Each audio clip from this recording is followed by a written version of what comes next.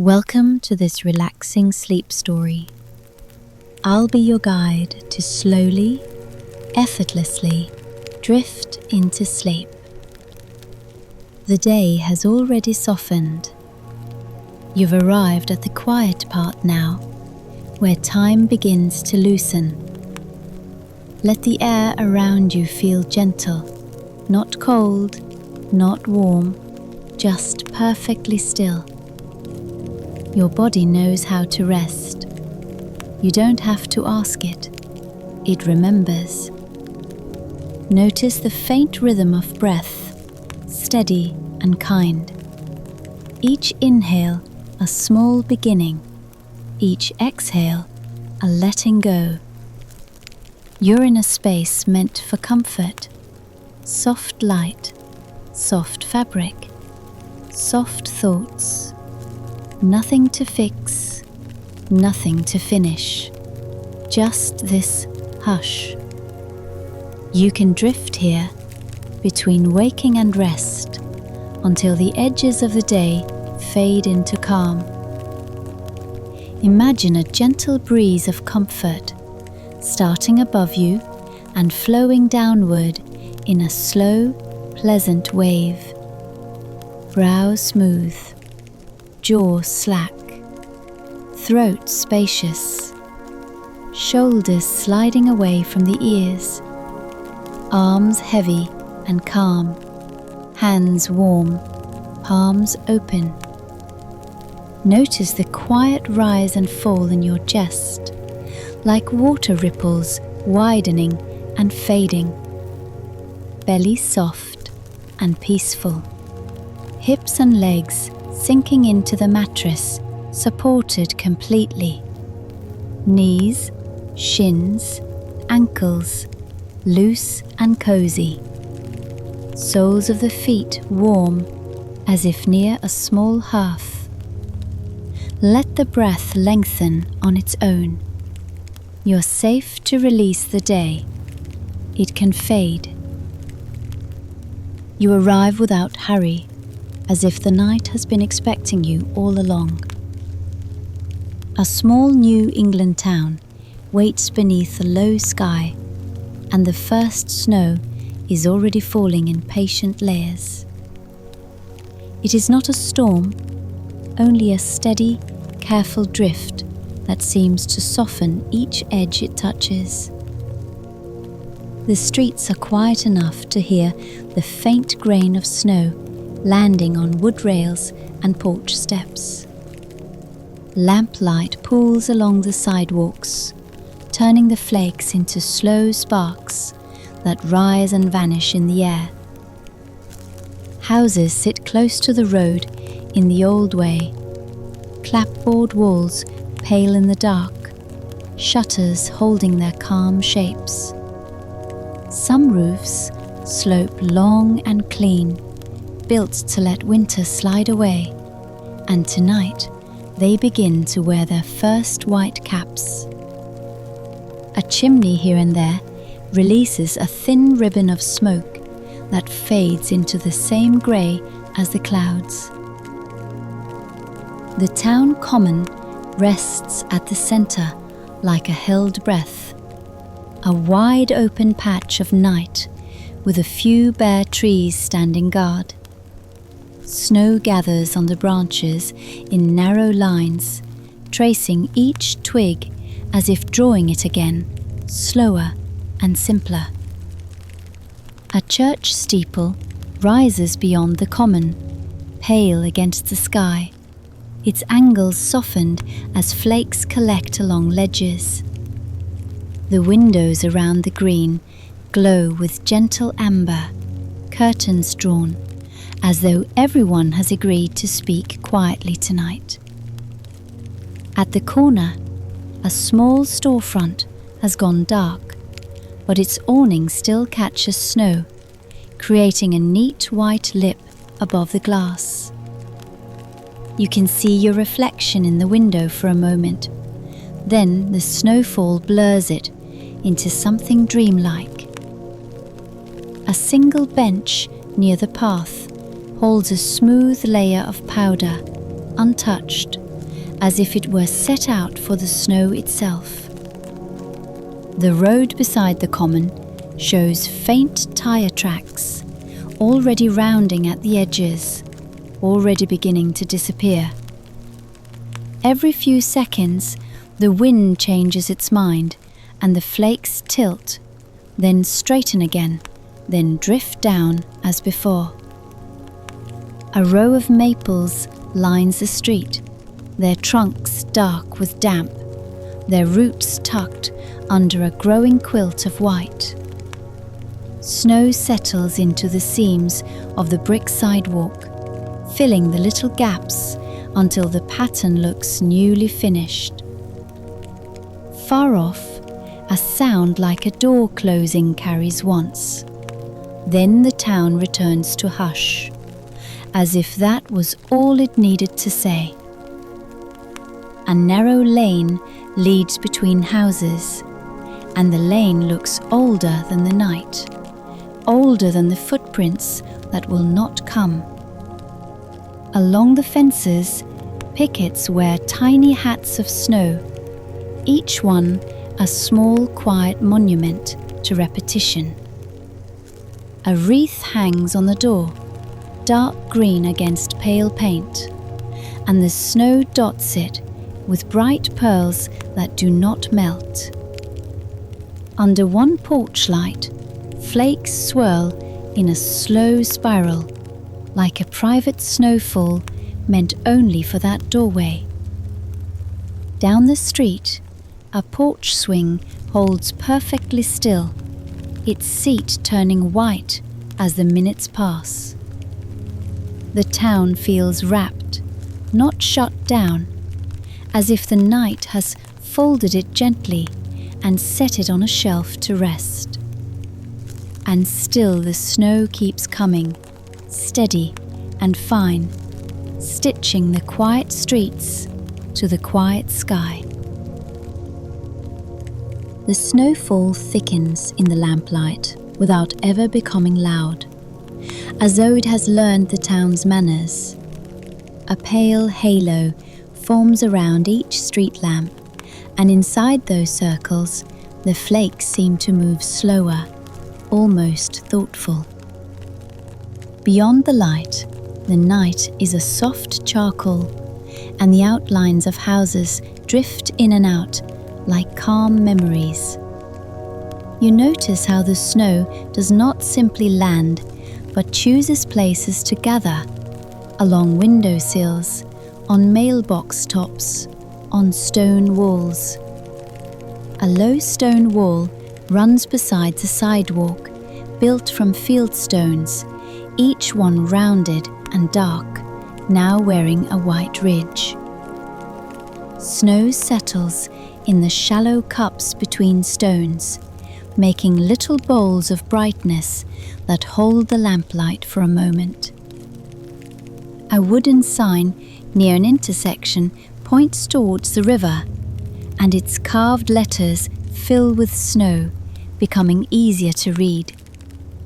The road dips gently, and you can feel the town's old geography in that dip, as if it has always guided winter this way.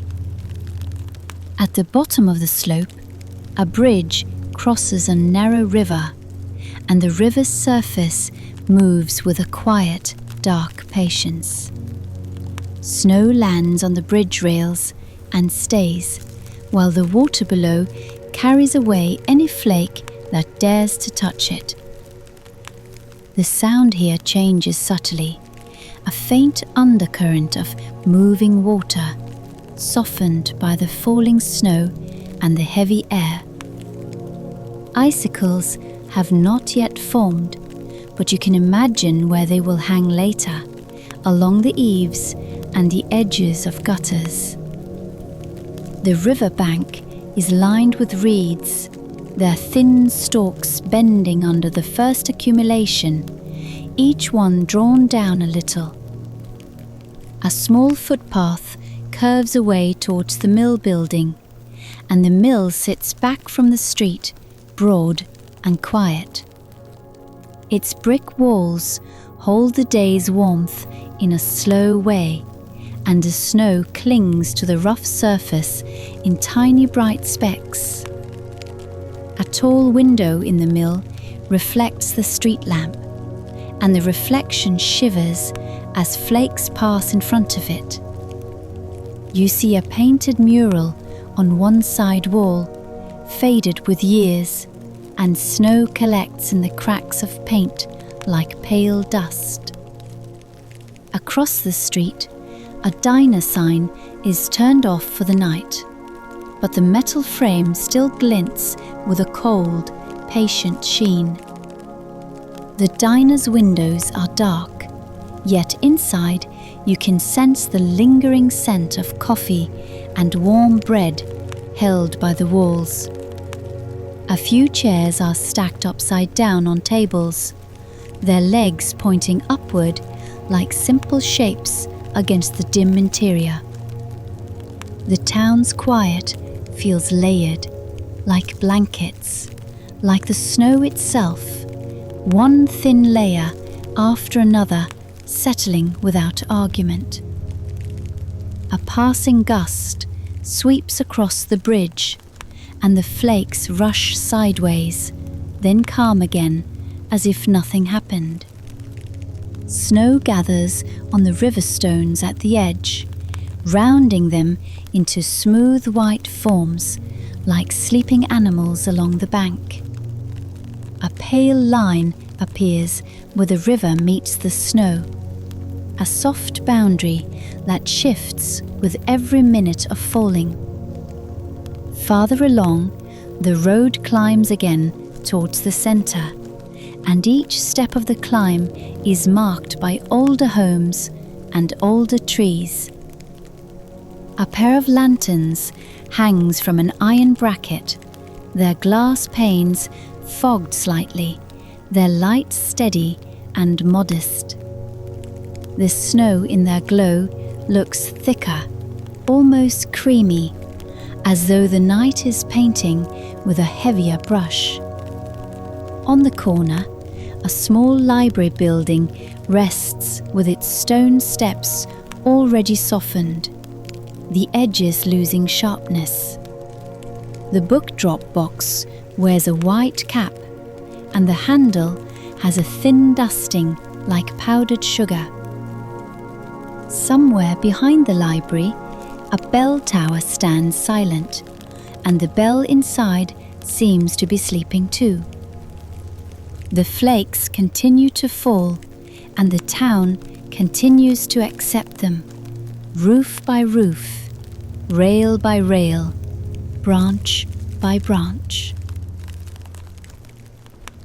The night deepens almost imperceptibly, as if someone has lowered the brightness of the whole world by a single gentle notch. Snow keeps coming with the same steady devotion, and you can tell it will be there in the morning, smoothing everything again. A narrow side street opens beside the library, lined with homes that sit a little farther back, with long yards and old shrubs. The shrubs have gathered snow in their leaves, and the clumps make them look rounder, quieter, more patient than before. A porch light clicks on somewhere, not sudden, just a soft bloom of gold through a frosted globe. In that light, the snow becomes a slow curtain, each flake drifting down as if it has all the time in the world. A wooden porch rail shows delicate tracks where earlier flakes melted and refroze, faint lines like handwriting. The steps below it have only a light dusting, the beginning of a cover that will soon be smooth and complete. You notice how the snow changes sound as it thickens, how the town's hush turns even softer, as if wrapped in felt. Even the distant river seems quieter now, its movement muffled by the growing banks of white along the edges. A driveway leads to a barn behind one of the houses, and the barn's wide doors are closed, their seams dark and straight. Snow gathers along the top beam, forming a clean ridge that makes the roofline look freshly drawn against the night. A single window in the barn glows faintly, not bright enough to show details, only enough to suggest warmth held inside. Beyond the barn, fields stretch outward, and the snow on the grass makes the ground look like a pale, unbroken page. Fence posts stand at intervals, each one topped with a small dome of snow, like careful punctuation in the open dark. The trees at the field's far edge are a dense silhouette, and the flakes disappear into them as if the forest is collecting them. Above the fields, the sky is low and heavy, and yet the snowfall gives it movement, a gentle downward motion everywhere. Back toward town, the main street has grown whiter, the tire tracks now softened into shallow grooves. The sidewalks have become more uniform, the brick seams less visible, as though the snow is turning the pattern into calm. A shop window displays a few handmade items, pottery and knit scarves, and the glass is edged with a lace of frost. Snow clings to the window frame in tiny crystals, making it look as if the night has decorated the town for itself. A small sign in the window reads "Closed," but the letters are softened by condensation, blurred into friendly shapes.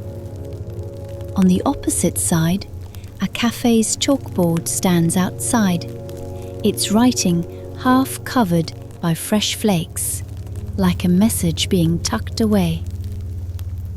A bicycle is locked to a rack, and its seat and handlebars have gathered snow so neatly it looks like it has been sculpted.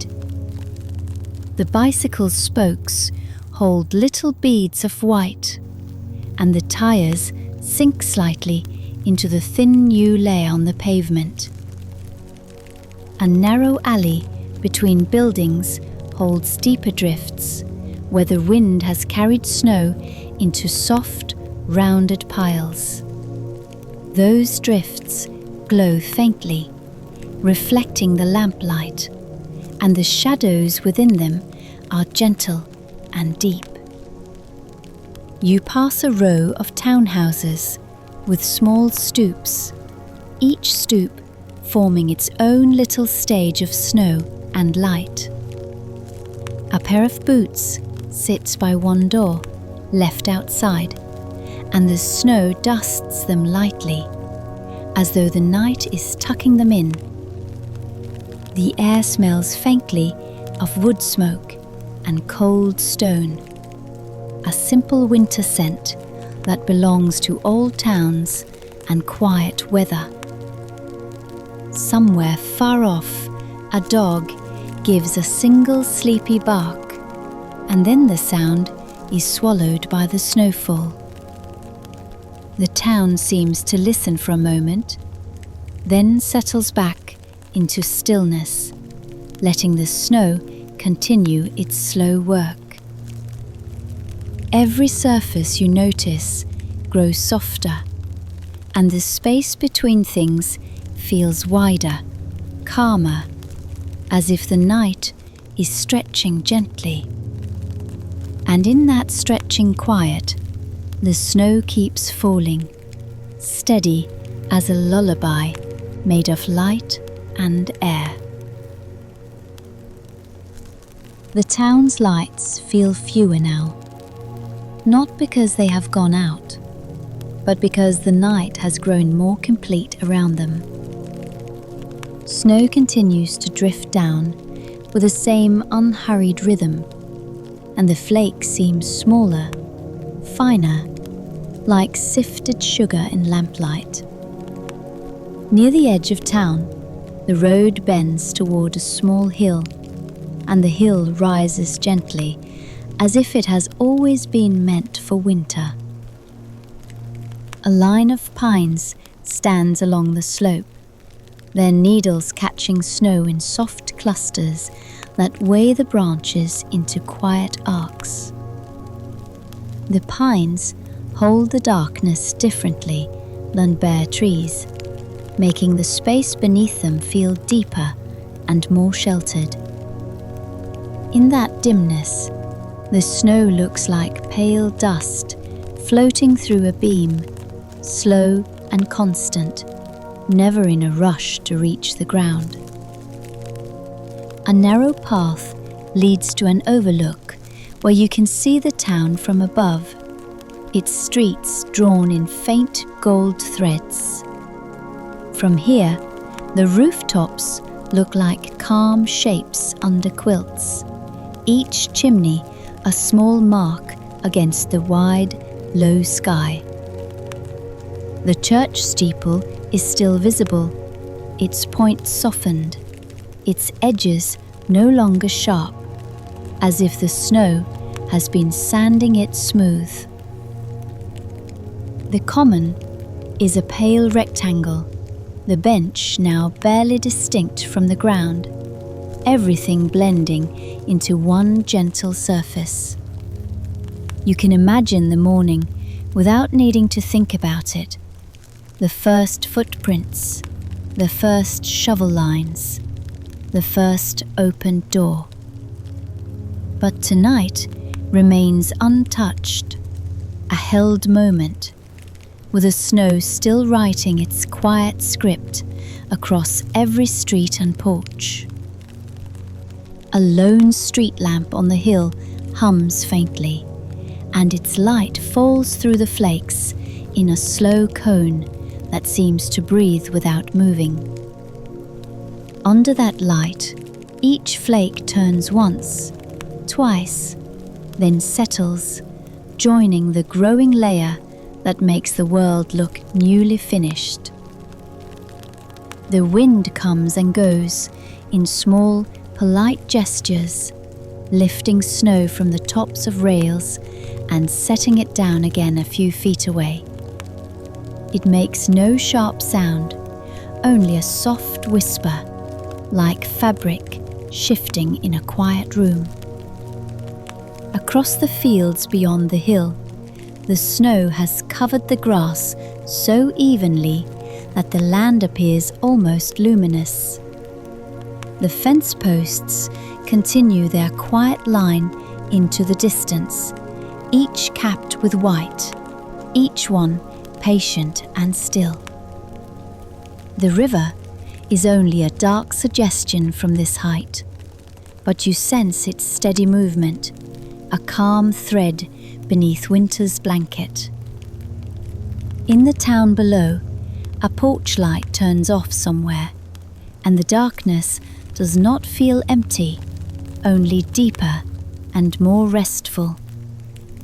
A window glows behind a curtain, and the glow is steady, like a small hearth held behind glass.